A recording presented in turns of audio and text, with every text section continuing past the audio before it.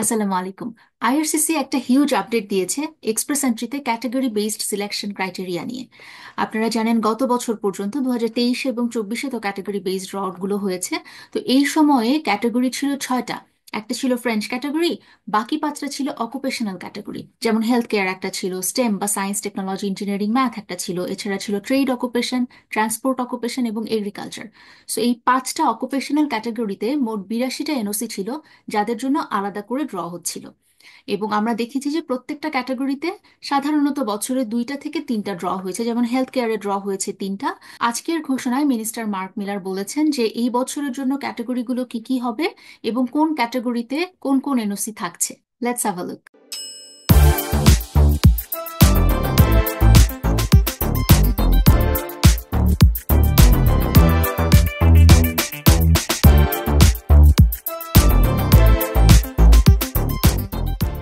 আমি এখন আছি আইআরসিসি নিউজ রুমে। এখানে আপনারা টাইটেল দেখতে পাচ্ছেন, Canada announces 2025 express entry category based draws, plans for more in Canada draws to reduce labour shortages.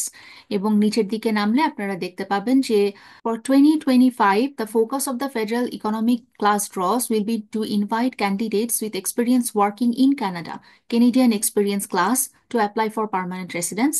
Additionally, to meet Francophone immigration targets and meet the acute needs in health, trades, and education, IRCC will conduct category based invitation rounds in the following categories: strong French language skills or work experience in the following fields: healthcare and social services such as family physicians, nurse practitioners, dentists, pharmacists, psychologists, and chiropractors; trades such as carpenters, plumbers, and contractors; education such as teachers, childcare educators, and instructors of the person with disabilities. So আমরা তাহলে এখান থেকে দেখা যাচ্ছে যে এডুকেশনের একটা নতুন ক্যাটাগরি লঞ্চ হয়েছে। এই হচ্ছে এবারকার বেসিক ঘোষণাটা। এবার আমরা যদি একটু দেখতে চাই যে এক্স্যাক্টলি কোন কোন অকুপেশন আছে এবং ক্যাটাগরিগুলোর কি অবস্থা। Express entry category base selection, এই কথাটুকু গুগলে লিখলে আপনারা এই পেজটাতে চলে আসতে পারবেন। এবার আমরা যদি একটু দেখি যে এক্স্যাক্টলি কি কি ক্যাটাগরি আছে কারেন্ট ক্যাটাগরির আন্ডারে, এখানে বলা আছে 1 নম্বরে আছে French language proficiency, healthcare and social services occupations, science, technology, engineering, and math occupations, trade occupations, agriculture and agri-food occupations, এবং education occupations। এবার আমরা নিচের দিকে নামলে এখানে আপনারা রেডিও বাটন দেখতে পাবেন। ফ্রেঞ্চ ল্যাঙ্গুয়েজ প্রফিসিয়েন্সির জন্য আমরা জানি যে CLB 7 লাগে in all areas of French, তাহলে আমরা এই প্রোগ্রামটার জন্য বা এই ক্যাটাগরির জন্য এলিজিবল হই।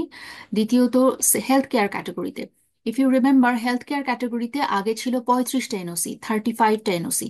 এবার আমরা দেখতে পাচ্ছি এখানে 37টা এনওসি আছে, এবং আগে যেটা শুধু হেলথ কেয়ার ছিল, এবার কিন্তু সেটা সোশ্যাল সার্ভিসেস ইনক্লুডেড হয়েছে। হেলথ কেয়ার অকুপেশন যদি আমরা দেখি, এখন এটা শুধু হেলথ কেয়ার না, এটাকে বলা হচ্ছে health care and social services occupation. এবং টোটাল অকুপেশনের সংখ্যা এখানে দেখা যাচ্ছে 37টা। 37টা, আগে ছিল 35টা, আপনারা জানেন। সো এখানে বেশ কিছু এনওসির পরিবর্তন হয়েছে। আগে হেলথ কেয়ারের আন্ডারে যা যা এনওসি ছিল, যেই 35টা ছিল তার সবগুলোই এখানে নাই। আবার এখন এখানে এরকম বেশ কিছু আছে যেটা আগে ছিল না। একটা উদাহরণ যদি আমি দিই, এই প্রথমটাই animal health technologist and veterinary technician, এটা আগে ছিল না, এখন আছে। একইভাবে cardiology technologist and electrophysiological diagnostic technologist, এটাও আগে ছিল না, এখন আছে। আগে ছিল না আরো যেই 2টা সোশ্যাল ওয়ার্কার টাইপের এনওসি, সেটা একটা হচ্ছে social and community service worker, যেটা আগে ছিল না। আবার সোশ্যাল ওয়ার্কার, এই এনওসিটাও আগে ছিল না, এখন আছে।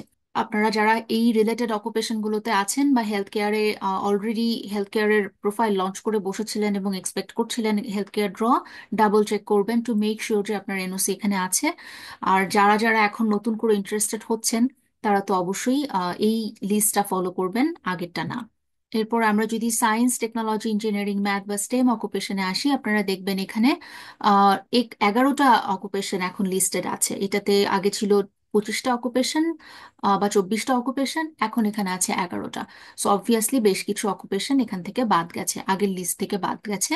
সো যারা যারা এই রিলেটেড অকুপেশনে আছেন, ডাবল চেক করে নেবেন যে এখন আপনার এনওসির মধ্যে আছে কিনা, থাকলো কিনা। নেক্সট যেটা, সেটা হচ্ছে ট্রেড অকুপেশন।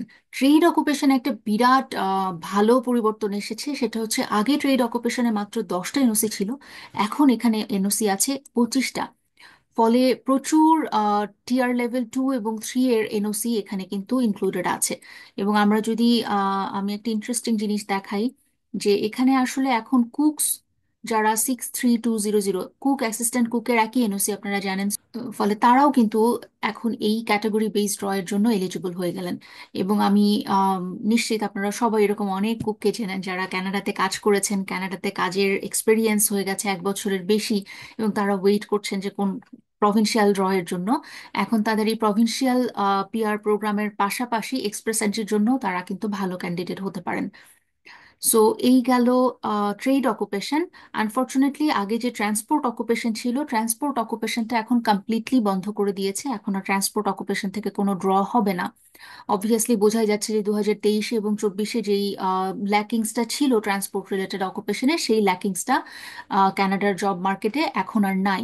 ফলে ডিমান্ড কিছুটা কমেছে, যার জন্য এখন আর আলাদা করে এখানে ড্র হবে না। আরেকটা জিনিস যেটা কমে গেছে সেটা হচ্ছে এগ্রিকালচার অ্যান্ড এগ্রি ফুড অকুপেশনে। আমরা জানতাম আগে 3টা এনওসি ছিল, বুচার তো ছিলই, এর পাশাপাশি ছিল আরো 2টা এনওসি এগ্রিকালচারাল ফার্ম সুপারভাইজার হিসেবে, কন্ট্রাক্টর হিসেবে।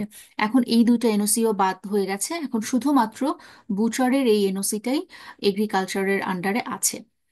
নেক্সট, এটা সবচাইতে ভালো পরিবর্তন এবং I am really happy that this happened, যে এডুকেশন অকুপেশনস থেকে 5টা এনওসি কে এখন ইনক্লুড করা হয়েছে। বাংলাদেশের প্রচুর ভাই বোনের সাথে আমার কথা হয়েছে, এবং ইনক্লুডিং আমরা যখন ওয়ার্কশপ করেছি এই বছরের শুরুতে, জানুয়ারিতে বা ডিসেম্বরে ওয়ার্কশপ হয়েছে, সো সব ওয়ার্কশপে এরকম প্রচুর মানুষ ছিলেন যারা এডুকেশনাল ব্যাকগ্রাউন্ড থেকে এসেছেন। তারা হয় প্রাইমারি স্কুলের টিচার অথবা সেকেন্ডারি একটা সেকশনে টিচ করছেন, এবং এটাই জানতে চাইছিলেন যে তাদের জন্য কোন প্রোগ্রাম ভালো। So now this is your answer, যে আপনাদের জন্য এক্সপ্রেস এন্ট্রি ভালো প্রোগ্রাম। আপনারা যারা আমাদের ওয়ার্কশপ অ্যাটেন্ড করেছেন তারা নিশ্চয়ই খেয়াল করেছেন, আমি ওয়ার্কশপে কিন্তু দেখিয়েছি যে এই এডুকেশনাল অকুপেশন কিন্তু ইনক্লুড হতে পারে সামনের ক্যাটাগরি বেসড ড্রতে। যারা ছিলেন তা আশা করি মনে আছে।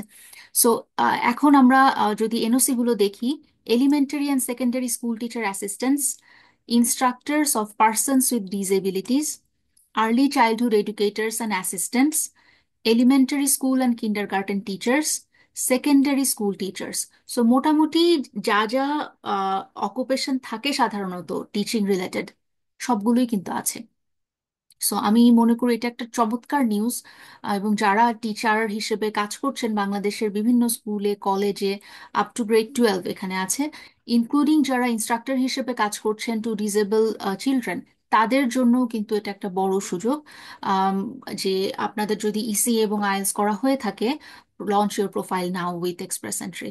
বিকজ এক্সপ্রেস এন্ট্রি চাইতে ভালো প্রোগ্রাম হয় না, আপনারা জানেন this is the cheapest, fastest and most straightforward program. এবং একবারে ফ্যামিলি সহ পিআর হিসেবে আসা যায়। All you need is to have a good CRS score, এবং গুড সিআরএস স্কোর পাওয়ার জন্য আপনি জানেন যে আপনার একটা ভালো আইএলটিএস স্কোর দরকার, এবং ইসিএ করা থাকতে হবে। ওয়ার্ক এক্সপিরিয়েন্স তো 3 বছরের অনেকেরই থাকে, এবং 3 বছরের হলেই কিন্তু হাইয়েস্ট পয়েন্ট পাওয়া যায়। সো সবকিছু মিলিয়ে এক্সপ্রেস এন্ট্রি হচ্ছে বেস্ট প্রোগ্রাম। সেজন্যই আপনার অকুপেশন বা আপনার এনওসি যদি এই 79টা অকুপেশনে থেকে থাকে, তাহলে অবশ্যই আপনার ইসিএ এবং আইএলটিএস কমপ্লিট করে এক্সপ্রেস এন্ট্রিতে একটা প্রোফাইল লঞ্চ করা উচিত। বিকজ এক্সপ্রেস এন্ট্রিতে প্রোফাইল লঞ্চ করলে কোনো হার্ম নাই, দ্যার ইজ নো ড্রব্যাক। আপনার এটা কোনো কিছুর সাথে কন্ট্রাডিক্ট করে না, unless you apply for study program of course. Other than that, আপনি জবের সার্চ করেন, আপনি কোনো একটা প্রভিন্সিয়াল নমিনির জন্য অ্যাপ্লিকেশন করেন, এক্সপ্রেস এন্ট্রির প্রোফাইল কিন্তু সেটাতে কন্ট্রাডিক্ট করে না। সেজন্য আপনার এনওসিটা এনলিস্টেড থাকলে, আপনার ইসিআইএস করা থাকলে প্রোফাইল লঞ্চ করে ফেলুন। প্রোফাইল লঞ্চ করার জন্য কোনো সহযোগিতা থাকলে রিচ আউট টু মি। আমি আপনার রিপ্রেজেন্টেটিভ হিসেবে আপনার প্রোফাইলটা এক্সপ্রেস এন্ট্রিতে লঞ্চ করে দেবো ইনশাল্লাহ। অনেক অনেক শুভকামনা, ভালো থাকবেন, আল্লাহ হাফেজ।